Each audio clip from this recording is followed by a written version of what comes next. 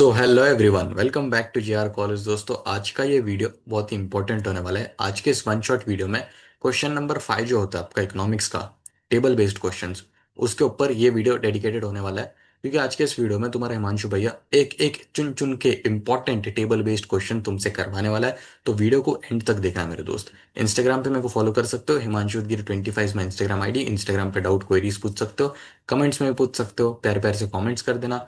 Channel को subscribe कर देना, वीडियो को लाइक कर देना। स्टार्ट करते हैं मेरे भाई, वीडियो को एंड तक देखना। और थोड़ा लाइट्स का थोड़ा प्रॉब्लम है तो एडजस्ट कर लेना। स्टार्ट करते हैं बिना किसी देरी के। सबसे पहले चैप्टर नंबर 2 जो है यूटिलिटी एनालिसिस, ये बीच बीच में ऐसे लाइट्स हाई लो होते रहेगा, थोड़ा एडजस्ट करना मेरे दोस्त। Utility analysis, units of x, ये जो टेबल है ना, ये आपके टेक्स्ट बुक में ऑलरेडी है, तो इसका टेंशन मत लो तुम। अपन मेन सवाल पे बढ़ते हैं। Draw a total utility and marginal utility curve. Okay, ये पहला सवाल है अपना। टेबल ऐसा आपको एग्जाम में देखने मिलेगा। टेबल के नीचे कुछ क्वेश्चंस होंगे। सबसे पहला क्वेश्चन टोटल यूटिलिटी और मार्जिनल यूटिलिटी का कर्व आपको बनाना है मेरे भाई। दूसरा क्वेश्चन क्या है, total utility is maximum and marginal utility zero. जब टोटल यूटिलिटी मैक्सिमम होता है तब मार्जिनल यूटिलिटी जीरो होता है। इसको पॉइंट ऑफ स्टैटिटी भी बोला जाता है। आपको जीरो लिख देना है। When T U is maximum M U is zero. When total utility falls marginal utility becomes negative. यहाँ पे तुम लोग देख सकते हो, जब टी यू हमारा मैक्सिमम है, टी यू मैक्सिमम है और मार्जिनल यूटिलिटी जीरो है। जब टी यू नेगेटिव हो रहा है, सॉरी, जब टी यू फॉल हो रहा है तब मार्जिनल यूटिलिटी नेगेटिव हो रहा है। T U maximum M U zero. T U जब फॉल हो रहा है तो मार्जिनल यूटिलिटी क्या हो रहा है, नेगेटिव हो रहा है। ये आपको इधर लिखना है। फिर उसके बाद में आपको कर्व बना देना है। कर्व मेरे साथ में बनाओ। सबसे पहले ऐसा आपको ड्रॉ करना है। इधर आ जाएगा आपका वाई एक्सेस, इधर आ जाएगा एक्स एक्सेस, फिर इधर आ जाएगा आपका यूनिट्स ऑफ कमोडिटी एक्स, यहाँ पर आ जाएगा आपका T U N M U. आपको क्या करना है मेरे दोस्त, सबसे पहले ये टी यू बना लेना है। टी यू यहाँ पे मैक्सिमम होगा, फिर फॉल होगा, एम यू गिरता जा रहा है। जब टी यू फॉल होगा तो एम यू नेगेटिव होगा।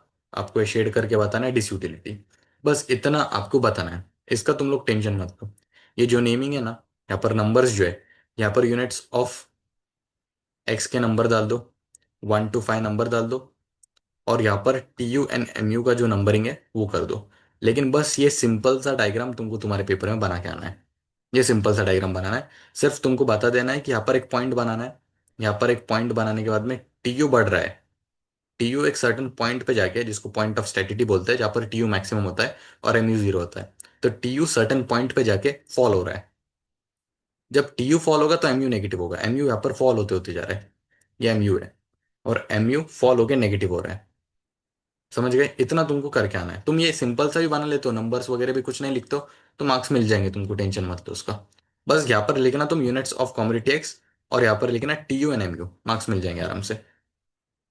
एक बार फिर याद रखना मेरे दोस्त, ये जो डायग्राम है, ये ऑलरेडी डायग्राम ही बोल रहा हूँ, ये जो टेबल है ऑलरेडी आपके टेक्स्ट बुक में मेंशन होगा, ऑलरेडी आपके क्वेश्चन पेपर में मेंशन होगा। आपको बस ये आंसर करना है, T U maximum M U zero, T U fall हो रहा है, एम यू नेगेटिव हो रहा है, और ड्रॉ करके आना है। बढ़ते हैं दूसरे क्वेश्चन की तरफ, डिमांड एनालिसिस से। अगेन ये जो टेबल होगा ये ड्रॉ होगा आपके क्वेश्चन पेपर में। टेबल ऑलरेडी ड्रॉन होगा, आपको बस सवाल करना, सवाल का जवाब देना है। Market demand, market demand in kgs. अभी देखो, price per kg in rupees, consumer A, consumer B, consumer C. अभी आपको ये तीनों का टोटल करना है। 15, 15, 16 एंड 12। 16, 15 एंड 12, ये तीनों का टोटल आ रहा है 43। यहाँ पर आपको 43 लिखना है। ये बॉक्स खाली होगा एग्जाम में, ये चारों बॉक्स खाली हो गए एग्जाम में, आपको इसको फिल करना है। तो ये 16, 15, 12, 43, फिर उसके बाद में 12, 11 एंड देन 10 होगा 33, 10, 9, 8 होगा 27, 8, 6, 4 होगा 18। ये तीनों ये चारों बॉक्स एग्जाम में खाली हो गए, ये चारों बॉक्स एग्जाम में खाली हो गए। आपको इसको फिल करने का जो काम है ना वो करना है मेरे दोस्त। फिल कैसे करोगे, ये consumer A, consumer B, consumer C, इधर जितने नंबर से ऐड करना है, इधर इसका टोटल लिखना है। जितने नंबर से ऐड करना है टोटल लिखना है बस। फिर उसके बाद में complete the market demand schedule. Market demand schedule मतलब तुमको ये बॉक्स को फिल करना है। ऐड कर करके, ये तीन को ऐड करना है, बॉक्स को फिल करना है। Draw market demand curve based on the above market demand schedule. आपको मार्केट डिमांड कर्व बनाना है। कर्व किस तरीके से बनाओगे तुम? सबसे पहले तुम्हारा वाई एक्सेस आएगा, उसके बाद में तुम्हारा एक्स एक्सेस आएगा। एक्स एक्सेस पे market demand in kgs, Y axis पे प्राइस इन रुपीस। अभी मार्केट डिमांड पे तुमको तीनों का टोटल लेना है, एबीसी का। तो मार्केट डिमांड का लोएस्ट नंबर कौन सा था? 18 से चालू हो रहा है ना, 18, 27, 33, 43। तो तुमको सेम चीज लिखना है, 18 से चालू हो रहा है, 18, 27, 33, 43। एक्स एक्सेस पे लिखना है market demand in KGs, ABC का टोटल। फिर उसके बाद में प्राइस। प्राइस जो है ये प्राइस का है, आपको ये प्राइस का दिखाना है। प्राइस कहाँ से चालू हो रहा है? 25, 30, 35, 40। प्राइस ऐसे चालू हो रहा है, आपको दिखाना है 25, 30, 35, 40। अभी एक और इंपॉर्टेंट चीज, जब प्राइस 25 पे है, देख, जब प्राइस 25 पे है, तो आपका जो मार्केट डिमांड है वो 43 पे है। आपको ये लिखना है। इसको एक बार रफ करता हूँ मैं, थोड़े बहुत ग्लिचेस आएंगे, एडजस्ट कर लेना। अभी देखो, प्राइस जब आपका 25 पे है तो मार्केट डिमांड आपका 43 पे है। आपको सेम चीज करनी है। प्राइस जब 25 पे है, यहाँ से लाइन बनाना है, प्राइस जब 25 पे है तो मार्केट डिमांड 43 पे है। प्राइस जब 30 पे है तो मार्केट डिमांड 33 पे है। प्राइस जब 35 पे है तो मार्केट डिमांड 27 पे है। प्राइस जब 40 पे है तो मार्केट डिमांड 18 पे है। समझ गए? आपको इसके हिसाब से ही करना है, प्राइस 30 पे, मार्केट डिमांड 33 पे। तो आपको सेम चीज इधर लिखनी है, डायग्राम आपको बना देना है। ये जो ग्राफ है आपको प्रॉपर तरीके से ड्रॉ करके आना है। कुछ नहीं, बहुत आसान है। वाई एक्सिस पे लिख दो प्राइस। एक बार वापस से बता देता हूँ, नया नया होगा तुम्हारे लिए भी। टाइम लगेगा लेक्चर में, आधा घंटा पकड़ के चलते हैं अपन, लेकिन समझ में आ जाएगा सब कुछ। क्या बताया मैंने? वाई एक्सिस पे मार्केट, वाई एक्सिस पे आ जाएगा price in rupees, x axis पे आ जाएगा market demand in KGs. Market demand में तीनों का टोटल आएगा, ए बी सी। लोएस्ट से चालू करना है, 18, 27, 33, 43। प्राइस इन रुपीस पे आ जाएगा 25, 30, 35, 40। प्राइस जब 25 पे है, तब मार्केट डिमांड कितने पे? 43। प्राइस जब 30 पे है तो मार्केट डिमांड 33। प्राइस जब 35 पे मार्केट डिमांड 27। प्राइस जब 40 पे मार्केट डिमांड 18 पे। तो आपको ये ड्रॉ करना है, ये डिमांड कर्व भी आपको ड्रॉ करके दिखा देना है सब। समझ गए मेरे दोस्त? आसान है। बढ़ते हैं हम आगे। बस इसमें क्या करना है, आपको इसको फिल करना है, मार्केट डिमांड को फिल करना है। ये तीनों का टोटल लेके, consumer A, consumer B, consumer C का टोटल लेके मार्केट डिमांड को फिल करना है। एंड यहाँ पर एक आसान सा आपको ग्राफ बना देना है। फिर उसके बाद में चैप्टर 3A पे डिमांड एनालिसिस पे एक और क्वेश्चन है। ये ऑलरेडी ड्रॉन होगा आपके क्वेश्चन पेपर में, क्वेश्चन पेपर में ऑलरेडी होगा। बस आपको इसके आंसर करने हैं। अभी ये right hand shift in demand curve, जब भी demand curve right hand side shift होता है तो उसको बोलते हैं increase in demand. Left hand shift in demand curve, जब भी demand curve left hand side shift होता है तो उसको बोलते हैं डिक्रीज इन डिमांड। यहाँ पर लिख दो डिक्रीज इन डिमांड। आपको ये लिखना है, एग्जाम में आपको पूछेगा कि राइट हैंड साइड जब डिमांड कर्व शिफ्ट होता है तो उसको क्या बोला जाता है? इंक्रीज इन डिमांड बोला जाता है। लेफ्ट हैंड साइड जब डिमांड कर्व शिफ्ट होता है तो उसको क्या बोला जाता है? उसको डिक्रीज इन डिमांड बोला जाता है। प्राइस जो रहता है वो कांस्टेंट रहता है। प्राइस क्या रहता है? कांस्टेंट रहता है। ये भी एग्जाम में आने वाला है, आपको जवाब देना है इसका। आ सकता है नहीं, आने वाला है मेरे भाई। Increase and decrease in demand comes under changes in demand. जो इंक्रीज और डिक्रीज इन डिमांड होता है वो आता है चेंजेस इन डिमांड के अंदर। चेंजेस इन डिमांड का कॉन्सेप्ट है increase and decrease in demand. ये याद रखना। आपको एग्जाम में क्या करेंगे लोग, ये जो ग्राफ है पूरा, ये एज इट इज दे देंगे और आपको ऐसे क्वेश्चंस देंगे। ये नहीं पूछेंगे इसमें, ये increase in decrease in demand तो आपको लिखना है increase decrease in demand, price constant. फिर increase and decrease in demand comes under changes in demand. ये सब आपको लिखना है आंसर। ऐसा है। बढ़ते आगे। थोड़ा एडजस्ट करना मेरे दोस्त, यहाँ पर मैं आपको बताने की कोशिश करता हूँ, जूम करता हूँ। पहले एक एक करके करते हैं। सबसे पहला, ये जो ग्राफ है अगेन आपके क्वेश्चन पेपर में ड्रॉन होगा, आपको आंसर करना है। अभी यहाँ पर बता रहा है diagram A represent, diagram A क्या रिप्रेजेंट कर रहा है? यहाँ पर ध्यान से देखो, प्राइस कम हो रहा है, प्राइस कम होने की वजह से डिमांड बढ़ रहा है। जब भी आपका प्राइस कम होता है, प्राइस कम होने की वजह से जब डिमांड बढ़ता है तो उसको एक्सपांशन ऑफ डिमांड कहते हैं। क्या कहते हैं? Expansion of demand. तो डायग्राम ए रिप्रेजेंट कर रहा है, ये डायग्राम ए है, तो ये डायग्राम ए बेसिकली रिप्रेजेंट कर रहा है एक्सपांशन ऑफ डिमांड। ये चीज देखो तुम लोग, ये यहाँ पे देखो, ये एरो पे फोकस करो, प्राइस कम हो रहा है, प्राइस कम होने की वजह से डिमांड बढ़ रहा है, तो उसको एक्सपांशन ऑफ डिमांड बोलते हैं। एक्सपांशन ऑफ डिमांड का ये जो कर्व होता है, ये जो कर्व होता है ना, ये डाउनवर्ड स्लोप होता है। यहाँ पर वही है, in diagram a movement of demand curve is downward direction, ये लिखना है आपको। फिर उसके बाद में बी पे आ जाते हैं। ये जो बी वाला है, अब इसमें क्या हो रहा है, प्राइस बढ़ रहा है, प्राइस बढ़ने की वजह से डिमांड क्या होता है, कम हो जाता है। ये एरो पे अगेन फोकस करो, प्राइस बढ़ने की वजह से जब डिमांड कम होता है तो उसको कॉन्ट्रैक्शन ऑफ डिमांड कहते हैं। क्या काम है ना, जब प्राइस बढ़ता है, प्राइस बढ़ने की वजह से जब डिमांड कम हो रहा है तो उसको कॉन्ट्रैक्शन ऑफ डिमांड कहते हैं। तो diagram D represents contraction of demand, और कॉन्ट्रैक्शन ऑफ डिमांड का ये जो कर्व होता है, ये अपवर्ड स्लोप होता है। कॉन्ट्रैक्शन ऑफ डिमांड का कर्व अपवर्ड डायरेक्शन में स्लोप होता है। इतना आपको लिख के आना है। आपके एग्जाम में ग्राफ ऑलरेडी ड्रॉन होगा, आपको ये पूछेगी कि डायग्राम ए क्या रिप्रेजेंट कर रहा है, आपको बता देना है, डायग्राम बी क्या रिप्रेजेंट कर रहा है, आपको बता देना है। ऐसा है, ये इंपॉर्टेंट है। चैप्टर 7 से आता है, study the table and answer. अभी सबसे पहले आपको कैलकुलेट करना है जीडीपी और कैलकुलेट करना है एनडीपी। तो यहाँ पर ये टेबल एग्जाम में दिया होगा, आपको बस इसका आंसर करना है। कंजम्पशन हमारा है 800 करोड़, इन्वेस्टमेंट हमारा है 700 करोड़, गवर्नमेंट का एक्सपेंडिचर हमारा है 400, एक्स माइनस एम मतलब एक्सपोर्ट माइनस इम्पोर्ट हमारा है -150, डेप्रिसिएशन है हमारा 100। अभी ये लोग बोल रहे हैं अपने को कि कैलकुलेट करो जीडीपी, जीडीपी कैलकुलेट करने हमको बोल रहे हैं। जीडीपी का फॉर्मूला क्या होता है मेरे दोस्त, consumption plus investment plus government plus export minus import, X minus M, ये फॉर्मूला होता है जीडीपी का। अभी तक ये नंबर्स ले लेने हैं। इसको मैं रब करता हूँ एक बार, सॉरी, रब करने की जगह और ये हो गए। चल इसको रब करते हैं, आ जाते हैं। कंजम्पशन, कंजम्पशन है हमारा 800, कंजम्पशन 800 है। फॉर्मूला के हिसाब से करना है, जीडीपी का फॉर्मूला कंजम्पशन 800 है, इन्वेस्टमेंट 700 है, गवर्नमेंट 400 है, इसका टोटल ले लो। Consumption, investment, government, consumption 800, investment 700, government 400, total आ रहा 1900। अभी 1900 में से माइनस करना है एक्स माइनस एम। ये जो एक्स माइनस एम है, एक्सपोर्ट माइनस इंपोर्ट, ये 1900 में से माइनस करना है। तो 1900 में से माइनस करेंगे अपन 150, 1900 में से माइनस करेंगे अपन 150, तो आ जाता है 1750, 1750 करोड़ अपना आंसर आ जाता है। क्योंकि जीडीपी तो अपन ने निकाल लिया, जीडीपी कैसा निकाला, consumption plus investment plus government, 1900 आ रहा था। वो 1900 में से अपने को एक्सपोर्ट माइनस इंपोर्ट भी लेस करना था, एक्स माइनस एम।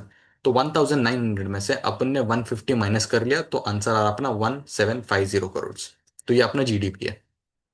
अभी बोल रहे हैं अपने को एनडीपी निकालना है। एनडीपी का फॉर्मूला क्या है, जीडीपी माइनस डेप्रिसिएशन। जीडीपी में से डेप्रिसिएशन माइनस करो, एनडीपी आ जाएगा। जीडीपी कितना है, 1750, अपना जीडीपी है 1750। इसमें से माइनस करने का डेप्रिसिएशन, डेप्रिसिएशन का अमाउंट ऑलरेडी दिया है 100, तो 1750 में से 100 लेस कर दिया तो 1650 करोड़ अपना आंसर आ जाएगा। और आपको मार्क्स मिल जाएंगे मेरे दोस्त। आसान है, बहुत बहुत आसान है। बस तेरे को कॉन्फिडेंटली ये इसका जवाब देना है। क्योंकि क्या होता है, नंबर्स देख के हम कंफ्यूज हो जाते हैं कभी कभी। तो इसके लिए तेरे को कॉन्फिडेंटली जवाब देना है। मेरे प्रीलिम्स में आया था एंड मैंने ये नंबर्स देख के ही मैंने गलत कर दिया था ये। तो ये आने के चांसेस होते हैं बोर्ड एग्जाम में। फिर उसके बाद में बढ़ते आगे, चैप्टर नंबर 3 भी इलास्टिसिटी ऑफ डिमांड। ये इंपॉर्टेंट है, ये आने के चांसेस है। आइडेंटिफाई, डिफाइन, डिफाइन नहीं करना है, बस आइडेंटिफाई करना होता है एग्जाम में। अगर डिफाइन बोला तो ठीक है ना यार, इतना कौन सा हार्ड है, डिफाइन भी कर सकते हैं। Identify and define the degree of elasticity of demand from the following demand curve. ठीक है भैया, कर लेते हैं। ए, ए क्या बोल रहा है, वाई एक्सेस एक्स एक्सेस। अभी ये देखो, सीधा लाइन देखो, प्राइस इलास्टिसिटी ऑफ डिमांड के टाइप से, और तुमको आइडेंटिफाई करना है कौन सा प्राइस इलास्टिसिटी ऑफ डिमांड का टाइप है ये। अभी ये जो डायग्राम है इसको मैंने पहली नजर में देखा, पहली नजर में देखने से पहले ये एक सीधा डंडा देखा, एक सीधा लाइन देखा, स्ट्रेट लाइन, वर्टिकल लाइन देखा मैंने। ये वर्टिकल लाइन देख के मेरे को समझ गया कि ये परफेक्टली इन इलास्टिक डिमांड होगा, जो कि पैरेलल है हमारे एक्स एक्सेस से। प्राइस चाहे जितना भी कम हो, प्राइस चाहे जितना भी बढ़े, लेकिन डिमांड पे कोई असर नहीं पड़ेगा। डिमांड साउदर्न पोजीशन में रुकेगा। ऐसा स्ट्रेट साउदर्न अपन कैसे रुकते हैं, एकदम ऐसा। तो ऐसा देखो, ये जब साउदर्न पोजीशन में रुका होगा तो इसका मतलब परफेक्टली इनइलास्टिक डिमांड। बढ़ते आगे। अभी ये वर्टिकल लाइन दिखा तो perfectly inelastic demand, horizontal line मतलब ऐसे टेढ़ा लाइन दिखा तो परफेक्टली इलास्टिक डिमांड। अभी ये ऐसा लाइन है, हॉरिजॉन्टल लाइन है जो कि पैरेलल है एक्स एक्सिस के। वो पैरेलल था वाई एक्सिस के, ये पैरेलल एक्स एक्सिस के। हॉरिजॉन्टल लाइन, हॉरिजॉन्टल लाइन जब भी दिखा तो आ जाएगा परफेक्टली इलास्टिक डिमांड। लिख देने का identified concept perfectly elastic demand. समझ गया मेरे भाई। बढ़ते हैं भैया आगे। सी पे क्या है, थोड़ा कंफ्यूजिंग। जूम आउट, जूम कर रहे थे इसको, जूम जूम जूम। धूम नहीं, आप जूम। फिर उसके बाद में प्राइस क्या हो रहा है, यहाँ पे प्राइस पे फोकस करो। प्राइस कम हो रहा है, प्राइस कम हो रहा है और डिमांड बढ़ रहा है। और ये दोनों देखो तुम, प्राइस के बीच का फर्क और डिमांड के बीच का फर्क एक ही है। प्राइस का एरो और डिमांड का एरो मेरे को सेम दिख रहा है। प्राइस और डिमांड में एक ही फर्क दिख रहा है मेरे को। प्राइस अगर 50% से गिरा तो डिमांड भी 50% से बढ़ेगा।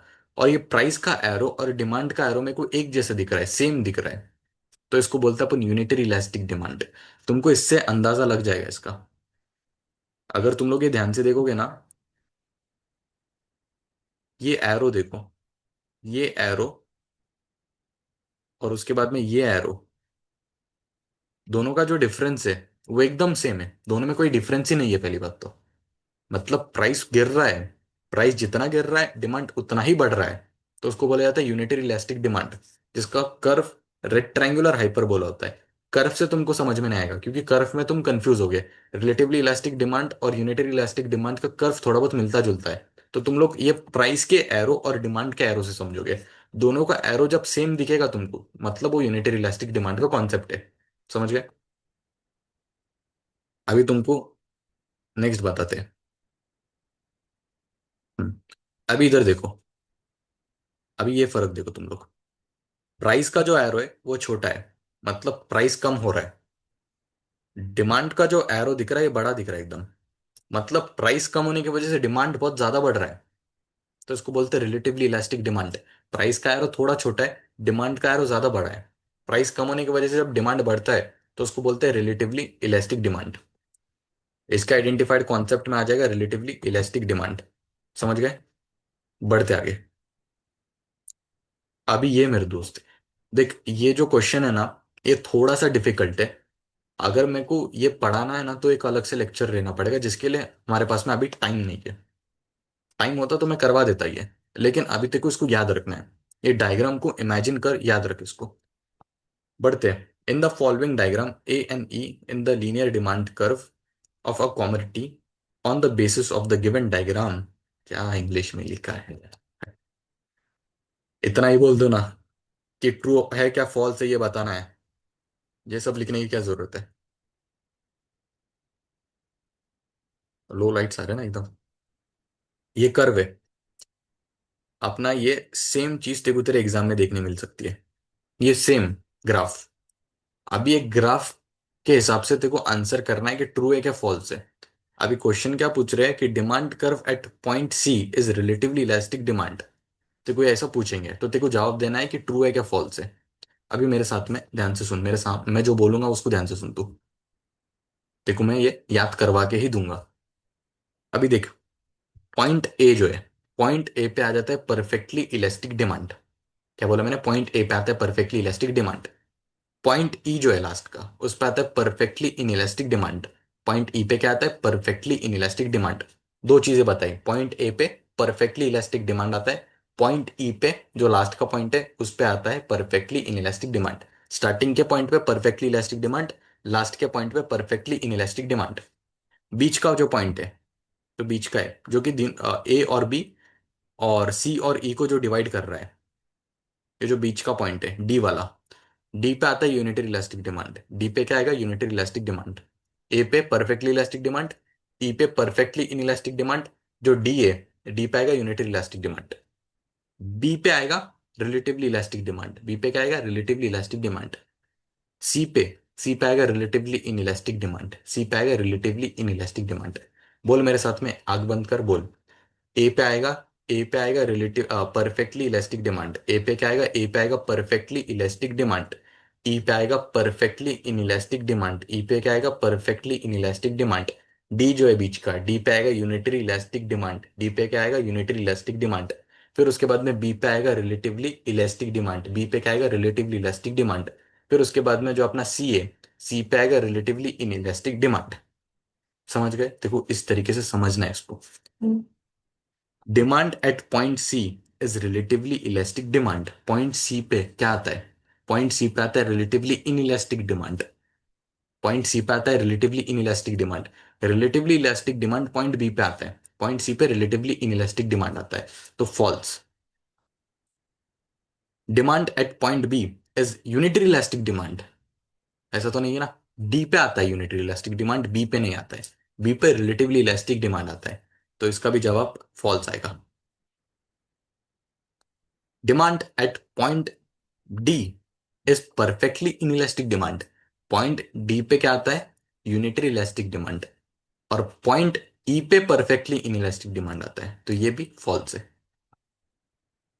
Demand at point A is perfectly elastic demand, ये सही है। पॉइंट ए पे परफेक्टली इलास्टिक डिमांड आता है, सो दिस इज ट्रू। समझ गए ना मेरे दोस्त? एक बार आग बंद करके मेरे साथ में रिवाइज कर। पॉइंट ए पे परफेक्टली इलास्टिक डिमांड आता है, पॉइंट ई पे परफेक्टली इनइलास्टिक डिमांड आता है, पॉइंट डी पे यूनिटरी इलास्टिक डिमांड आता है, पॉइंट बी पे क्या आता है, रिलेटिवली इलास्टिक डिमांड आता है, पॉइंट सी पे रिलेटिवली इन इलास्टिक डिमांड आता है। समझ गया? बस ये A B C D E याद रख। बढ़ते आगे। इसके बाद भी और दो है, चलेगा चलेगा, कवर कर लेंगे। सप्लाई एनालिसिस, प्राइस और क्वांटिटी सप्लाइड, ये ऑलरेडी दिया होगा आपके एग्जाम में। आपके जो क्वेश्चन पेपर उसमें ये ऑलरेडी बॉक्स दिया होगा, ये टेबल ऑलरेडी दिया होगा। बस ये ऐसा बॉक्स में हो सकता है, जैसे कि ये 200 है तो 250 पे बॉक्स हो सकता है, मतलब ये 200 है तो इधर खाली बॉक्स हो सकता है। और डायरेक्टली 300 हो सकता है। तो 200 के बाद में देखो लिखना है 250, फिर उसके बाद में 350, उसके बाद में 400। 450 पे ऐसा एक खाली बॉक्स हो सकता है, तो तेरे को 400 और 500 उसके बीच में आएगा 450, तेरे को ये लिखना है। ऐसे खाली खाली बॉक्स हो गए, जैसे कि 200 300 के बीच में गैप होगा तो तेरे को उधर लिखना है 250। 300 और 400 के बीच में गैप होगा, तेरे को उधर लिखना है 350। 400 और 500 के बीच में गैप होगा, तेरे को लिखना है 450। तो को ये गैप्स को फिल करना है, बॉक्स को फिल करने का काम करना है। Complete the above supply schedule, तो कोई कंप्लीट करना है सप्लाई स्केड्यूल, मतलब ये बॉक्स को फिल करने का काम करना है। फिर उसके बाद में क्या बोल रहे हैं, draw a diagram for the above supply schedule, diagram भी ड्रॉ करना है। State the relationship between quantity supplied and price. Okay, सबसे पहले तेरे को स्केड्यूल बना लेना है। यहाँ पर वाई एक्सेस आ जाएगा जिसमें प्राइस आ जाएगा, एक्स एक्सेस पे क्वांटिटी सप्लाइड आ जाएगा। सप्लाई जो है तुम्हारा वो 200 250 300 350 400 450 500, सेम इसके हिसाब से ही लिखना है। क्वांटिटी सप्लाई के हिसाब से तुम्हारा इधर ग्राफ में क्वांटिटी सप्लाइड आ जाएगा। प्राइस, प्राइस तुम्हारा बढ़ते जा रहा है, तुमको वो भी दिखाना है। प्राइस बढ़ रहा है तो सप्लाई बढ़ रहा है, वो दिखाना है। सप्लाई का कर्व हमेशा ऊपर की दिशा में स्लोप होता है, अपवर्ड स्लोप होता है, वो दिखाना है। सप्लाई और प्राइस का जो रिलेशन होता है वो डायरेक्ट होता है। The diagram shows the direct relationship between price and quantity supply. बस देखो ऐसा एक डायग्राम बना देना है। सप्लाई का कर्व ऊपर ऊपर की तरफ स्लोप होता है, वैसा बता देना है बस। बढ़ते आगे। सप्लाई पे ही एक और सवाल, ये ऑलरेडी गिवन होगा आपके पेपर में, क्वेश्चन पेपर में। Price in rupees forms market supply. अभी देखो ट्विस्ट क्या है यहाँ पे। अभी यहाँ पे 20 और 45 है, और यहाँ पर एक खाली बॉक्स होगा, ये बॉक्स को आपको फिल करना है। अभी 20 को और 45 को ऐड कर ले। 20 और 45 कितना होता है, 65। 40 50 60 65, और ये 100 है। अभी 100 कैलकुलेट करते हैं अपन। 100 - 65 करना है। 100 - 65 तो बचता है 35। ये बॉक्स में देखो 35 लिख देना है, फिर ये बॉक्स खाली होगा। देखो 20 और 45 को ऐड करना है तो 65 आता है, और ये 100 इधर पहले से ही दिया है, तो 100 में से 65 को माइनस करना है तो 35 आता है, तो इधर 35 लिखना है खाली बॉक्स में। फिर ये 37 30 और 45, इनका टोटल कितना होता है? 112। इधर खाली बॉक्स होगा तो देखो ये टोटल लिखना है। अब ये कैलकुलेशन तेरे को खुद को करना है। बोर्ड वाले बोलते होगे कि अकाउंट्स का बच्चा है, ये बच्चों वाला कैलकुलेशन तो उसको आता होगा ना। तो भाई ये बच्चों वाला कैलकुलेशन तेरे को करना है। मैं खुद खुद फोन से कर रहा हूँ, लेकिन अभी फटाफट तुमको पढ़ाना है करके यार। 40 और 55, यहाँ पर एक खाली बॉक्स होगा, ये बॉक्स को फिल करना है। तो 40 और 55 को ऐड कर लो, कितना होता है? 95। 95 होगा। अभी 155 इधर ऑलरेडी दिया है, तो 155 में से 95 को माइनस कर लो। 155 में से 95 को माइनस कर लो तो 60। तो ये खाली बॉक्स में तुमको 60 लिखना है। समझ गए? अभी यहाँ पर 45 दिया है, 50 दिया है, और यहाँ पर एक बॉक्स है, खाली बॉक्स है, और यहाँ पर 154 है। तो 44 और 50 कितना होता है? 44 + 50 होता है 94। तो 154 में से 94 गया तो 154 - 94, 60 आता है। तो यहाँ पर ये बॉक्स को आपको भर देना है और 60 लिखना है। बॉक्स को भर के आपको 60 लिखना है। Just a second. बॉक्स को आपको भर देना है और 60 लिखना है। फिर उसके बाद में complete the quantity of potato supplied by the firms to the market in the above table. ये कंप्लीट कर दिया आपने। ये कंप्लीट करने के बाद में draw a market supply curve from the schedule and explain it. Market schedule curve आपको बनाना है। ये वाई एक्सेस, एक्स एक्सेस। एक सेकेंड, दोस्त परेशान कर रहे हैं मैसेज करके। वाई एक्सेस एक्स एक्सेस आपने बना लिया।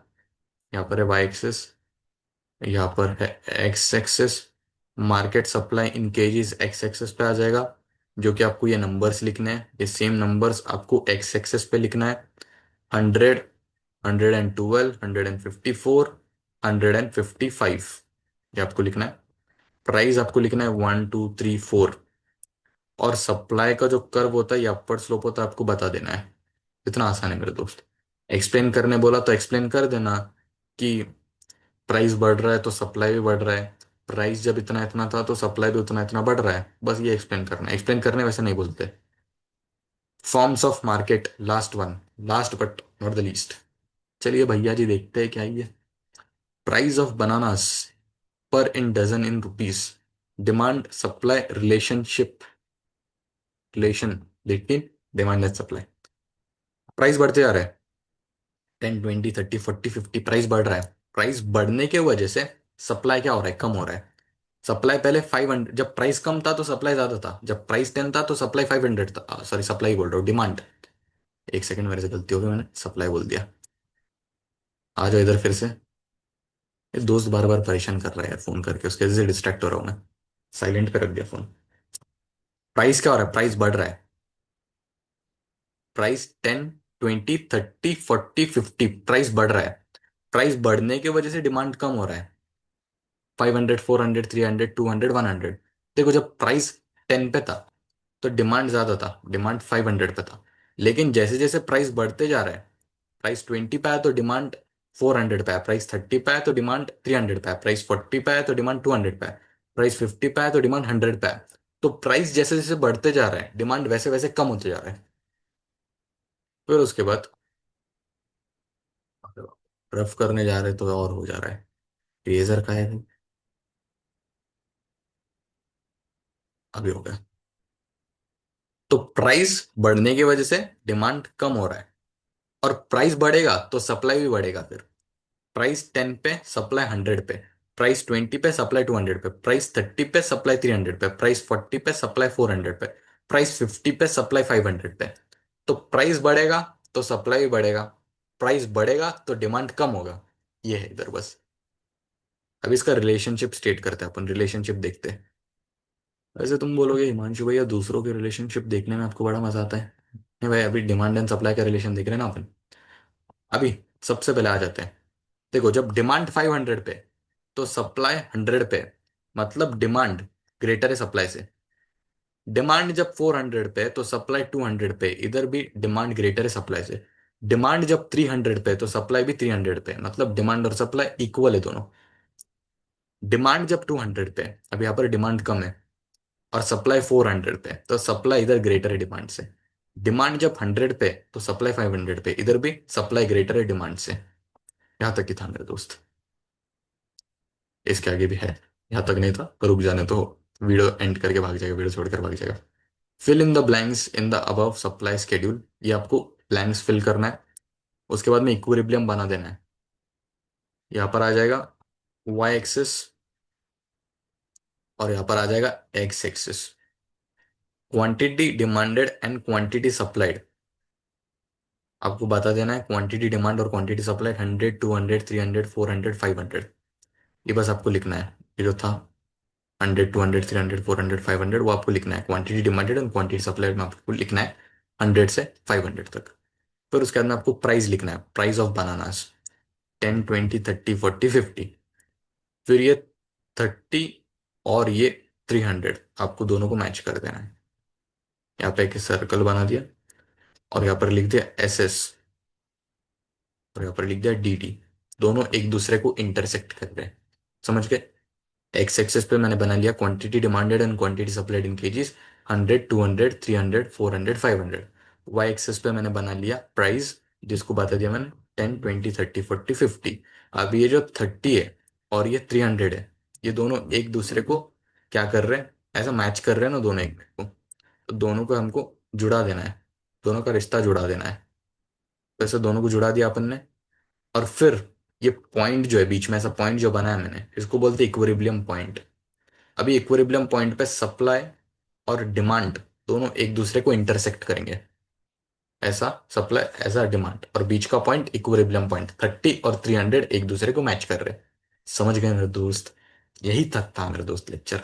तो देख डर मत, टेबल बेस्ड क्वेश्चन से बहुत बच्चे डर जाते हैं। तू बस मेरी आंखों में देख, ट्रस्ट कर। ऐसा सोच की तरह हिमांशु भैया तेरे बाजू में बैठा है, तेरे को वो गाइड कर रहा है। तू पेपर लिख रहा है, तेरे को वो गाइड कर रहा है, तेरे को बता रहा है कि किस तरीके से तुझे लिखना है। अगर तू गलत कर रहा है तो तेरा हिमांशु भैया तेरे बाजू में बैठा है, तेरे को बता रहा है कि तूने गलत किया है, तेरे को सही करना है। ऐसा इमेजिन कर, जो मैं तेरे को लेक्चर में बताता हूँ, मैं कम समय पे, मतलब मैं बहुत कम टाइम के लिए आया यार कॉलेज में। 1 महीना भी नहीं हो गया होगा मेरे को ज्वाइन करके। लेकिन कंटेंट जो है, हार्ड वर्क जो है, वो अपना मैं पूरा बता रहा हूँ। मेहनत जो है वो करने में मैं कसर नहीं छोड़ रहा हूँ, मेहनत पूरी करूंगा। एफर्ट मैंने तेको पहले दिन भी बोला था कि तू तेरा 100% एफर्ट मारेगा तो मैं अपना 1000% 500% एफर्ट मारने के लिए तैयार हूँ। बस तू तेरी तरफ से मेहनत कर, मैं अपनी तरफ से मेहनत जरूर कर रहा हूँ। बस तेको भी तेरी तरफ से मेहनत करने है मेरे दोस्त। ऐसा फालतू का मोटिवेशन नहीं दे रहा हूँ। जो मैं बोल रहा हूँ वो तेको करना है, बस खुद पे भरोसा रख। जब तक तू खुद पे भरोसा नहीं रखेगा तो कोई तेरे पे भरोसा नहीं रखेगा। तो अपने आप पर भरोसा रख, अपने आप पर ट्रस्ट रख। पेपर फुल कॉन्फिडेंटली तेको लिखना है, किसी को डरना नहीं है। पेपर जी जान लगाकर लिख लिख देना है मेरे दोस्त। Question number 5 will be very easy. जो ये वन शॉट लेक्चर में तूने सीखा, इसको तेको इम्प्लीमेंट करना है, रिवाइज करना है। एक बार फिर से लेक्चर को देख ले, रिवाइज कर। और अगर मुझसे कोई भी गलती होती हो, मुझे कहीं पर इम्प्रूव करना हो, अगर मेरे को कमेंट्स में बता देना कि हिमांशु भैया आप इस पॉइंट पर गलत थे, आपको इस पॉइंट पर इम्प्रूव करने की जरूरत है। आपके फीडबैक्स मैटर करते हैं। तो आपके फीडबैक्स मेरे को जरूर बताना, मैं उस पर काम करूंगा मेरे दोस्त। मिलते हैं नेक्स्ट वन शॉट वीडियो में। Bye bye. इंस्टाग्राम पे फॉलो कर लो, हिमांशु गिरी 25 इंस्टाग्राम आईडी अपनी।